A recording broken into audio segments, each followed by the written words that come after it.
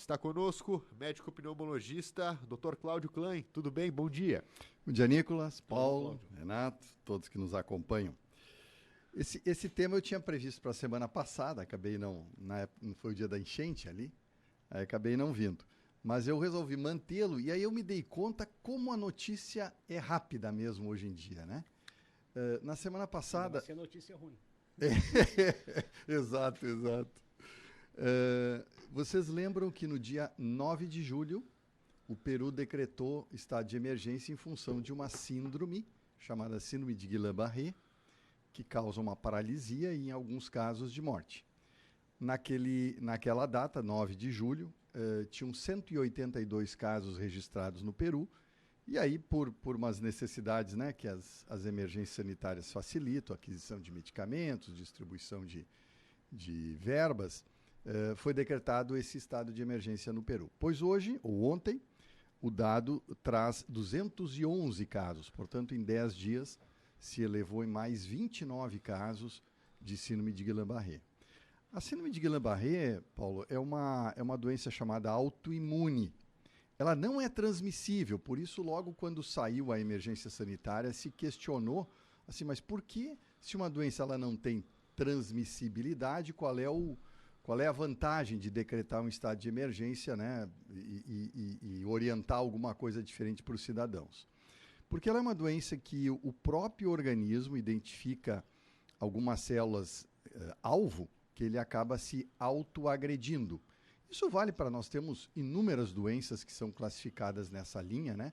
Por exemplo, o próprio, vamos chamar popularmente de reumatismo, artrite reumatoide, é uma doença autoimune.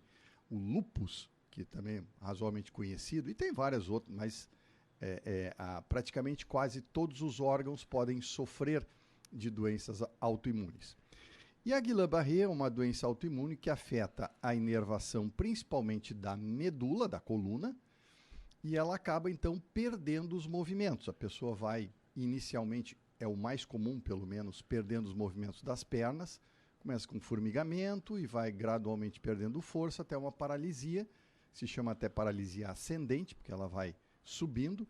E nos casos muito graves, a pessoa perde completamente a movimentação, não respira, não engole, né? E se mantém muitas vezes alerta, o que é uma síndrome muito desagradável, né? Porque a pessoa tem a consciência toda normal, mas não se movimenta. Parecida com aquela doença também, a esclerose lateral amiotrófica, só que aquela é irreversível. A Guillain-Barré, ela é reversível, quase sempre. Praticamente 100% dos casos a pessoa retorna o movimento, às vezes não 100%, mas retorna. E ela é consequência de um estímulo imunológico de alguma infecção. Normalmente a infecção que mais provoca são as infecções virais. Nós tivemos alguns casos relatados durante a Covid, mas ela é muito comum, assim, muito comum. É rara, mas assim, se encontra aqui em Lajeado mesmo, praticamente todo ano tem um ou outro caso de síndrome de Guillain-Barré, decorrente às vezes de infecções gripais, de influenza mesmo, né? E no Peru, até agora, claramente diagnosticado qual foi a causa não se sabe, ou não se está sabendo ainda. Eles tiveram um pequeno surto lá de diarreia, então associaram a uma bactéria que causava essa diarreia, que é o Campylobacter, e ela realmente é associada frequentemente com essa doença. Mas atualmente já o surto de diarreia já diminuiu e os casos continuam sendo apresentados. Então é bastante curioso, mas ela não é por si só transmissível, mas sim aquela que possa ser responsável pela causa da doença.